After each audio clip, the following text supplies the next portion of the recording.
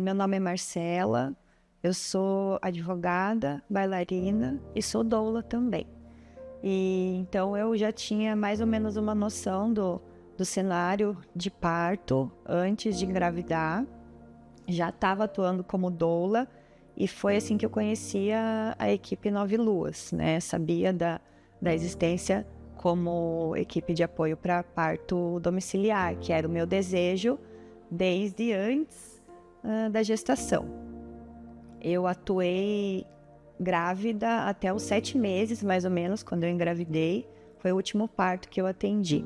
Foi desafiador, mas foi muito bacana de acompanhar, sentindo ali também que eu já estava quase prestes a chegar a minha hora.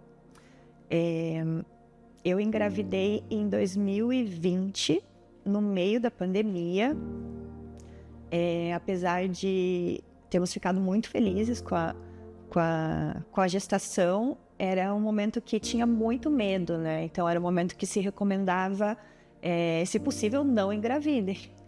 Mas aí acabou acontecendo, não foi exatamente planejado, mas foi muito bem aceito. E nós decidimos que não queríamos saber o sexo, a gente só ia saber quando nascesse. Então, a minha gestação, logo no começo eu já fui entrando em contato com as equipes com quem eu queria que me desse amparo, né? Já tinha um conhecimento por ser doula, e foi quando eu conversei com a Raquel e vimos as condições da minha gestação, como tudo estava se encaminhando, fechamos para o parto domiciliar, que era meu sonho. Durante a gestação, eu apresentei a diabetes gestacional, mas ela estava bem controlada, né? Então, o meu bebê também era um bebê maior para a idade gestacional, né? Ele era grandinho, mas ele era constitucionalmente grande. Então, proporcionalmente falando, não era devido à diabetes gestacional. Então, assim, a gente seguiu com o plano do parto domiciliar. Eu fui uma grávida que dediquei bastante a essa questão de apoio, né? Então, eu fazia yoga, eu fazia acupuntura toda semana. O meu enxoval foi muito mais voltado para informação e para sustento da minha condição e futuramente do meu puerpério, do que propriamente muitos materiais e utensílios para o bebê. Até porque a gente não sabia quem viria, se seria o Tom ou se seria a Elis. Eu tomei a vacina do Covid, fiz as 2 doses antes do nascimento.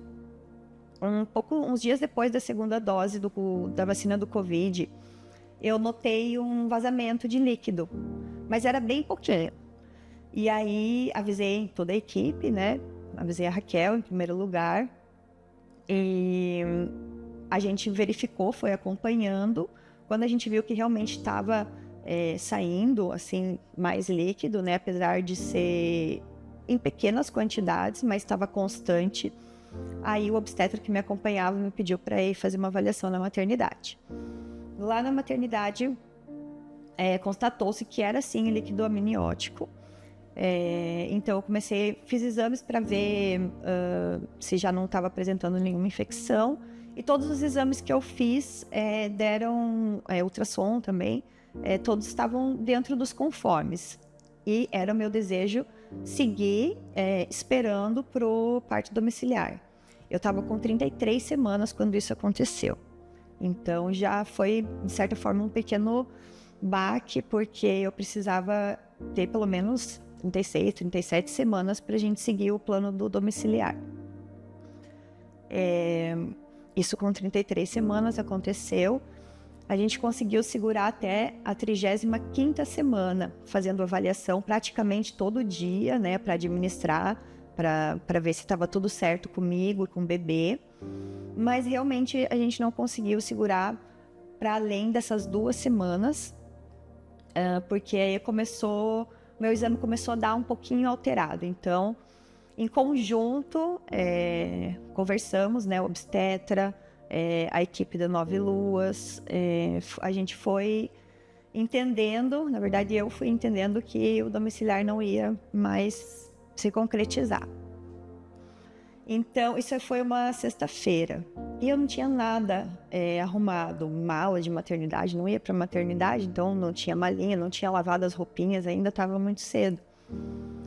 E aí eu pedi, o médico queria que eu internasse logo nessa sexta-feira, e eu pedi, por favor, falei, não, eu preciso de mais um dia ou final de semana, pelo menos, para eu arrumar as coisas, para a gente conseguir aceitar também emocionalmente, né? E aí foi combinado que eu me internaria na segunda-feira na maternidade para fazer a indução. Então, desde essa sexta-feira eu fui já me recolhendo, fazendo ali minhas energizações, meus pensamentos positivos e toda forma de indução natural que eu conseguisse fazer, né? Me internei na segunda-feira na maternidade. Eu pedi pro obstetra para que eu tivesse pelo menos até o dia seguinte para tentar as induções naturais. Então, a minha acupunturista, que também é doula, minha amiga Tati, fez sessão de acupuntura. A minha doula foi também, a gente fez sessão de spinning babies, tomei óleo de rícino, fiz carta para mim, fiz carta para o bebê, decoramos a sala em que a gente estava. E então, de noite, no outro dia à noite, eu comecei a tomar os comprimidos de misoprostol, né? Que é a indução. Eu tomei 6 comprimidos e não tinha nenhum sinal ainda. E nisso já tinha passado um dia e meio, mais ou menos. Então, a esse ponto, a Raquel me acompanhando, ela ficava a maior parte do tempo possível ali no quarto, junto com a gente, monitorando. Quando não estava ela, estava a minha doula. E então, quando eu já tinha tomado 6 comprimidos de misoprostol, a gente optou por começar com a ocitocina, né, para ver se dava uma estimulada nas contrações. E fui administrando a ocitocina durante a madrugada toda, até que estava já numa dose bem alta, assim. Aí eu comecei a ficar um pouco mais entregue para o parto, comecei a sentir um pouco as contrações, mas eu ainda não... Eu sabia que não estava em trabalho de parto ativo. Aí... estávamos no quarto da maternidade, eu, meu marido e a Raquel conversando, e eu estava na bola, daí conversando com eles, de repente, ploc.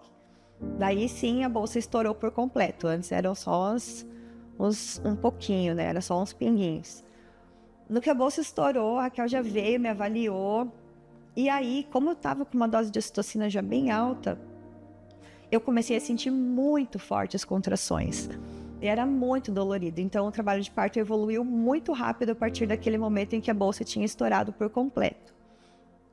E aí, eu já me entreguei, já comecei a sentir muita dor, já comecei a vocalizar. Tentei entrar no banho, mas a água ou ficava muito quente ou ficava muito fria, não deu certo. Já chamaram o obstetra também para me avaliar. A Raquel tinha feito uma avaliação logo que a bolsa estourou por completo e era um cenário positivo. Depois, quando o obstetra veio me avaliar, eu não sei se era a posição que eu estava, enfim, ele acabou dando um outro cenário que já não era tão promissor assim. E eu estava com muita dor, muita dor.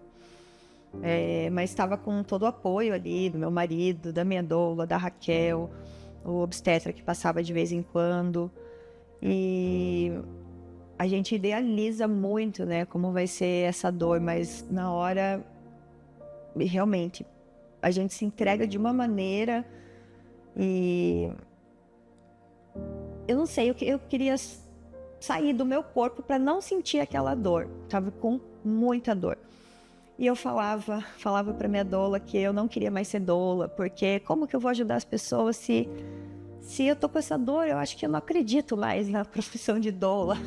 E eu falando isso para minha doula que estava do meu lado, né? Porque, é claro, elas me deram, e nós, doulas, damos todo o auxílio, mas a gente não consegue tirar com a mão a dor. A gente consegue encorajar, consegue trazer né, pensamentos e uma energia positiva, mas a dor a mulher vai sentir. Algumas sentem menos e algumas sentem mais. Então eu estava num momento que eu estava sentindo muita dor, estava batendo muito forte as contrações. Lembro que a gente saiu pelos corredores da maternidade e nisso eu me lembro que o pessoal mandou a gente voltar para buscar máscara, né? Porque era a época do Covid. Então lá dentro da sala a gente estava sem máscara, mas para caminhar nos corredores ali da maternidade precisava todo mundo colocar a máscara. E aí eu lembro que eu estava naquelas rampas da maternidade e quando vinha a contração eu me agachava, gritava e falava que eu não queria mais, que eu não queria mais ser mãe, que eu não sabia o que estava acontecendo. E é engraçado depois de um tempo a gente lembrar disso, né? Porque dizem que a mulher esquece a dor do parto logo que é outro. Eu achava que isso não acontecia, mas isso realmente acontece. Então, teve uma hora que eu conversei com a equipe, porque daí eu já estava pedindo... Eu já fui direto para pedir a cesárea, né? Eu não quero cesárea, eu já sei o que é a dor do parto, eu não quero mais parto normal, me leva para cesárea.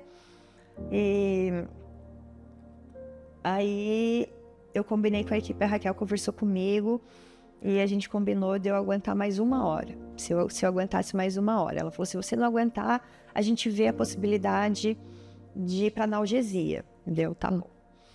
Aí consegui aguentar. Para mim, assim, eu acho que o tempo passou muito rápido, mas com certeza lá na hora, com as dores que eu tava sentindo, eu fui realmente guerreira de aguentar aquela 1 hora a mais. A minha bolsa tinha estourado às 6h30, 18h30, né, da tarde. E isso, quando a gente combinou de eu aguentar mais 1 hora, devia ser entre 9 e 10 horas da noite. Então, deu esse período todo de contrações bem fortes. E aí, eu falei, vamos para analgesia, quero fazer alguma coisa. Eu lembro que eu queria muito fazer alguma coisa por tudo aquilo que estava acontecendo. Quando, na verdade, a gente tem que só sentir o que está acontecendo e deixar acontecer. Mas ali no meio daquela dor toda, eu lembro que eu queria que alguém fizesse alguma coisa, que eu fizesse alguma coisa, que alguma coisa acontecesse logo. Eu desci para o centro cirúrgico, né? Que para fazer analgesia a gente precisa descer, que precisa ser em centro cirúrgico. Tava com obstetra. Nessa hora daí já tava... A Raquel estava atendendo outras gestantes que tinham entrado de trabalho de parto, assim, mais ou menos no mesmo tempo que eu. E por ser pandemia, eles estavam permitindo só um acompanhante, no caso, ou a enfermeira obstetra ou a doula. Então, nessa hora, já estava só a minha doula junto e meu marido. E então, eu subi para analgesia, lembro que o médico estava do meu lado. E eu acho que o anestesista teve uma mão muito boa, né? Porque ele conseguiu tirar uma dor aguda que eu estava, mas não me imobilizou. Eu já acompanhei algumas gestantes que tomam analgesia, que depois da analgesia, da cintura para baixo, elas não sentem mais, né? E ali naquele momento, eu não sentia mais uma dor tão aguda, eu relaxei depois da anestesia. Mas eu ainda assim, depois fiquei deitado um tempinho, assim, descansando. E depois levantei, comecei a me movimentar, comecei a testar outras posições. Então eu ainda estava muito presente fisicamente no trabalho de parto. E depois de um tempo, o efeito da analgesia começa a passar e a dor volta. Então ali começou de novo, né, uma batalha para tentar uma posição que não doesse. Nisso teve outra avaliação do meu obstetra e eu já estava num cenário mais promissor, já estava de 8 para 9 de dilatação. Então aquilo me deu uma energizada boa para aguentar um tanto mais. Mas mesmo assim, a gente ainda fez mais uma dose de analgesia. Porque, enfim, as dores voltaram e eu perguntei se a gente não podia fazer mais o repique, né, que a gente chama. Então, fizemos mais um.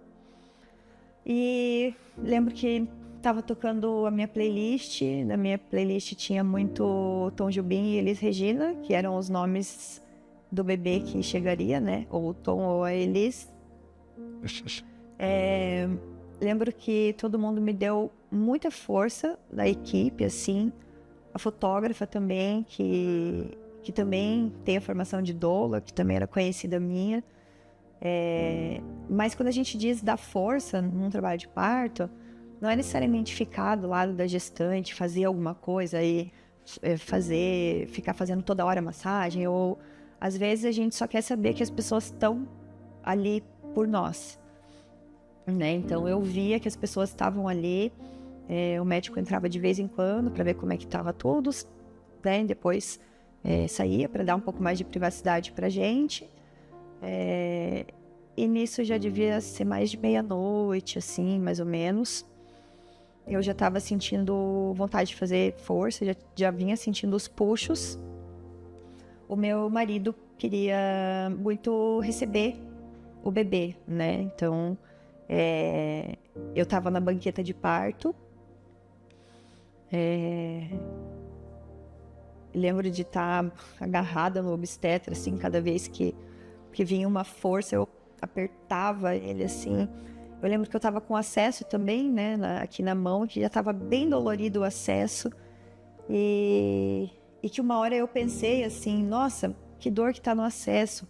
Mas daí eu já pensei de novo, nossa, mas eu tô com uma dor tão maior aqui. Então daí eu já deixei tudo de lado, assim, já... Eu me lembro de não perder um pouco a noção do momento da contração ou não. Eu já achava que tudo era contração, que já não tinha mais intervalo. E meu Henrique foi chegando um pouco mais perto. Uma hora o obstetra falou, ó, Marcela, ele tá chegando, né? O bebê tá chegando. Se você quiser colocar a mão para sentir, você já vai conseguir sentir a cabecinha do seu bebê. Eu lembro que eu fiz isso e aí eu fiquei muito emocionada, né? Porque a coisa se materializou de alguma forma. E ali ainda a gente ficou mais ou menos 1 hora e pouquinho nesse expulsivo. Até que chegou, fiz aquela... Senti muito, assim, ó, em uma contração o bebê desceu e meu marido amparou, pegou no colo e entregou pra mim. E aí eu lembro que eu agradecia, assim, ao universo, a Deus, a mim mesma. E quando eu peguei o bebê no colo, assim, eu vi que era menino. E então eu falava bem alto assim, o Tom chegou. E aí eu sentia um pouco da movimentação das enfermeiras, perguntando, né, quem que era, perguntando o horário. Mas aí nisso a gente já fica totalmente submerso, assim, naquela nova vida. E eu acho que a maior potência, assim, que eu já senti em toda a minha vida de ter conseguido, porque a gente duvida da gente mesmo. E tudo bem também, eu poderia não ter conseguido, poderia ter evoluído para um outro cenário, a gente poderia ter ido para cesárea, mas a sensação de ter conseguido, a sensação de estar com o bebezinho no colo, assim, foi... Não tem como descrever realmente. E o Tomzinho, ele abriu os olhos, ele não chorou, assim, logo de começo, e na hora eu já aninhei ele, assim, bem, bem próximo de mim, né? A gente viveu a nossa hora de ouro, já coloquei ele no meu peito, ele já conseguiu dar uma mamadinha ali na primeira hora de vida. E eu gosto muito de olhar as fotos desse momento, porque aparece eu na banqueta com o Tom no colo e a equipe toda em volta, assim, só olhando, sabe? Então, o pediatra que logo chegou atrás, então ele ficou atrás de mim aqui. Eu tinha pedido, na verdade, eu tinha contratado uma pediatra, mas como se tratava de um bebê prematuro, por uma regra da maternidade, não podia ter, quando é prematuro, tem que ser o plantão da maternidade que atende, não podia ser pediatra particular. Então, eu me lembro que a nossa pediatra particular conversou com o chefe do plantão ali dos pediatras, explicou a situação, explicou um pouco dos meus desejos, né? Repassou um pouco do plano de parto com ele. E demos a sorte do plantão ser ele mesmo, né? Então, acabou que na hora que o Tom nasceu, era o chefe dos plantonistas dos pediatras que estava atendendo. Então, ele não interviu logo de começo, assim, olhou, estava com sinais, o bebê estava com sinais ok, então ele deixou, assim. E eu sempre vejo essas fotos no meu momento com o Tom, né? Então, as outras pessoas só olhando, e ali a gente ficou ali muito tempo. Aí eu comecei a sentir muita cólica, porque por causa da placenta, né? E faltava nascer a placenta. E eu me lembro de ter combinado com o obstetra antes.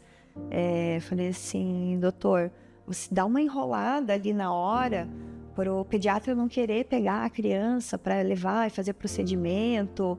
Me ajuda a tentar dar uma enrolada, assim, para eu ficar o maior... Claro, se tivesse tudo bem, tanto comigo quanto com o bebê, né? Porque eu queria esperar o cordão parar de pulsar e tudo mais. E tudo isso foi respeitado.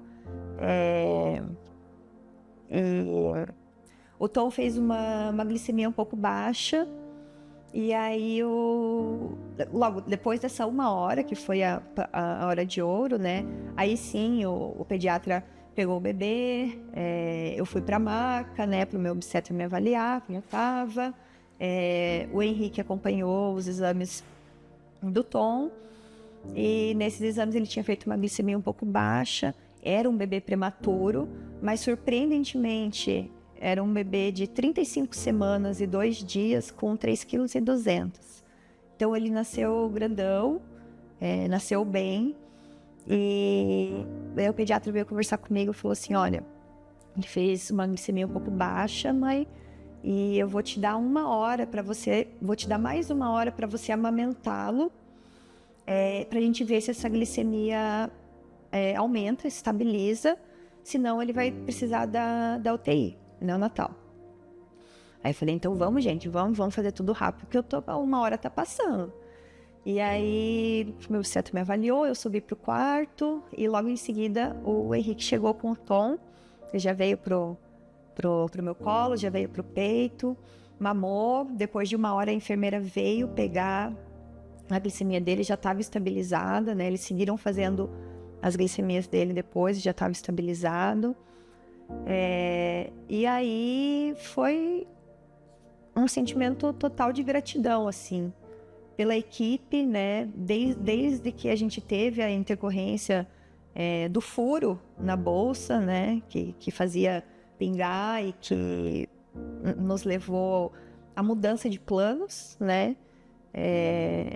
Mas eu tinha o meu coração muito grato, assim, por tudo ter acontecido como aconteceu. Eu acho que isso veio também demonstrar uma coisa que a gente fala muito para as gestantes, é que a gente não tem o controle de tudo. Então, sim, eu fiquei triste porque não deu certo o domiciliar, mas todo o resto, da maneira como foi muito bem sucedido, né? Fomos muito bem atendidos e tivemos a experiência que a gente precisava ter, da maneira como precisava ser. Tivemos a nossa surpresa, né? Nosso bebê surpresa. Nisso, eu lembro que o Henrique ainda fez um suspense para a família, mandou foto do rostinho do bebê, mas não falou quem que era, né? E a família que já estava enormemente curiosa da gestação inteira, assim, incrédula, que eu não queria saber o que que era.